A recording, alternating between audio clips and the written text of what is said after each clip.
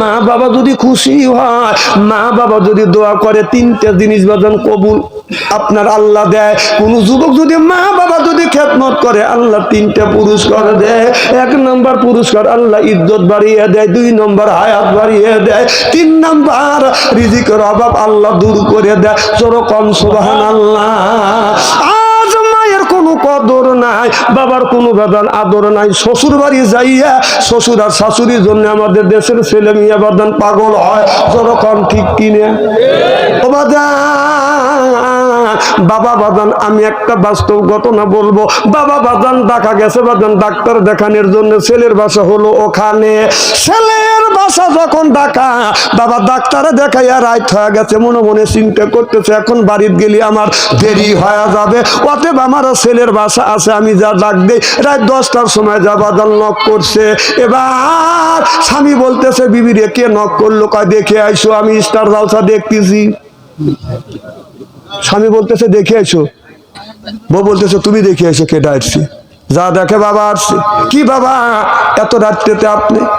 বাবা বলে বেটা সকালবেলা ডাক্তারকে দেখানোর জন্য আসছে, তুমি না যাইতে চাইছো? কয় আব্বা আমার মনে নাই, আমি কাজে ব্যস্ত, আমার মনে নাই। বলে বাবা এই জন্যই ডাক্তার দেখাই, আমার রাত 10টা হচ্ছে, যাতে দেরি হবে। এখানে তোমার বাসা, এই জন্যই আসছি, রাতটা কাটার যাবো। ছেলে বলতেছে আব্বা তাড়াতাড়ি আসুন। বাবাকে বসতে দিছে। বাড়িতে যাইয়া বিবিকে বলতেছে, বিবি আমার বাবা আসছে, তুমি দেখছো? কয় দেখছি। কয় আমার বাবার জন্য তুমি রান্না করো। কয় আমার পক্ষে সম্ভব না, এত রাতে তোমার বাপ আসছে আমি রান্না তুলে দেবো, আমার পক্ষে সম্ভব না। মুড়ি আছে, মুড়ি খাওয়া গা।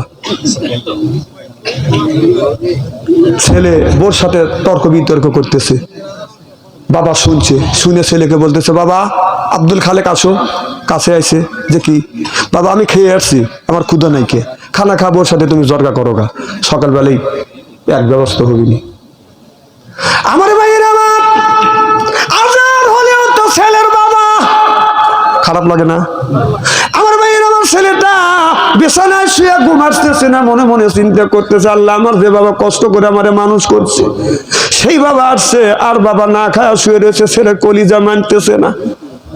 কিছুক্ষণ পর আল্লাহ আল্লাহ করতে করতে বাদান 11:30টার সময় ছেলের ভাই মেয়ে বউরে ভাই আইসে নক করছে। বউ বলতেছে দেখ আবার কে আসলো তোমার বাড়ি, যাও। স্বামী যা দেখা যে শালা আইছে, কি খেলা জমে গেছে। কখনে দুলা ভাই এখানে আসছে, তোকে কিন্তু ডাকতেছি আমি।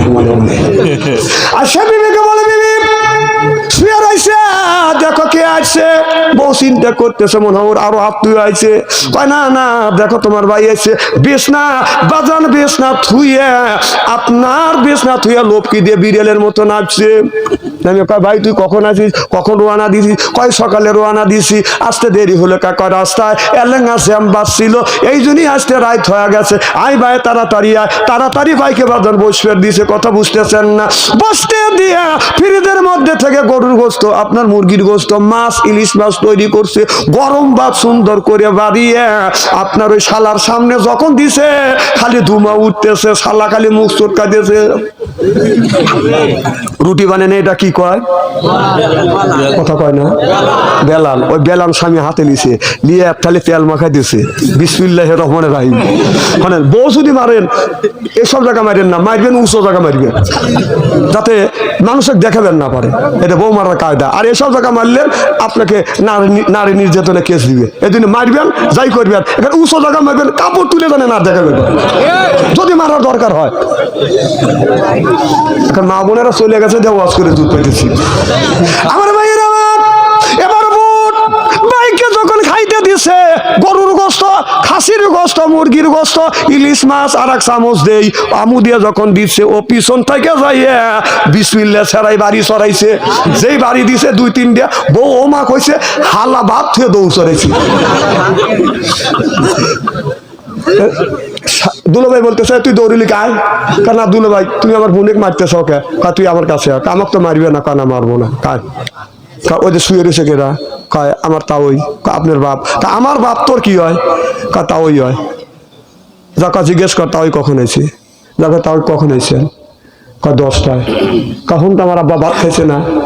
না ভাত খাইনি। তোর মা তোর বোন মুড়ি খেয়ে বের করছে, আর তুই কখন আছিস? 11:30টায়। তোর সামনে কয় রকমের তরকারি? 3 রকমের তরকারি আর গরম ভাত। এখন কি করবো? তোক দেবো না ওক দেবো? দুলা ভাই আমার নামে 2টে বসা।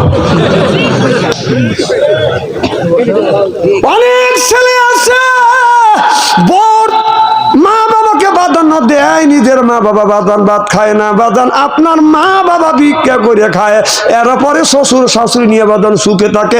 এইরকম ঘটনা বাংলাদেশে অহরহ ঘটছে। যেরকম ঠিক কিনে মৃত্যুর আগে এক মুঠো ভাত, ও যে মৃত্যুর আগে এক মুঠো ভাত দেয় নাই মা বাবার মুখে। মরে গেলে দাবাত করে খাওয়ায় পাড়ার মানুষকে, মরে গেলে দাবাত করে খাওয়ায় পাড়ার মানুষকে। ও যে মৃত্যুর আগে ভাত দেয় না। কথা বুঝতেছেন? অনেক ছেলে আছে মরণের আগে বাদান ভাত দেয় না। মরণের আগে এক মুঠা ভাত, মৃত্যুর আগে এক মুঠা ভাত দেয় নাই মা বাবার মুখে। ও যে মরে গেলে দাবাত করে খাওয়ায় পাড়ার মানুষকে, মরে গেলে দাবাত করে খাওয়া পাড়ার মানুষকে। লক্ষ লক্ষ টাকা তুমি ব্যাংকে রাখছো জমা, তোমার বাপ মা বাচ্চা খায়, ওই বাড়ি বাড়ি বাচ্চা খায়, সেটাও তুমি দেখো না। ও যে লক্ষ লক্ষ টাকা তুমি ব্যাংকে রাখছো জমা, তোমার বাড়ি বাড়ি বাচ্চা খায় তোমার মা বাবা রে যুবক, তোমার মা বাবা। লক্ষ লক্ষ টাকা তুমি ব্যাংকে রাখছো জমা, বাড়ি বাড়ি বাচ্চা খায় তোমার মা বাবা রে যুবক, তোমার মা বাবা। তোমার বইয়ের গলায় স্বর্ণের মালা, তোমার বইয়ের গলায় স্বর্ণের মালা, দিন কাটে অনেক সুখে। ও যে মরিলে খাওয়াও পাড়ার লোক ডেকে, হে যুবক মরিলে খাওয়াও পাড়ার লোক ডেকে। ও যে বেঁচে থাকতে এক মুঠো ভাত, তুমি বেঁচে থাকতে এক মুঠো ভাত দাও নাই মা বাবার মুখে।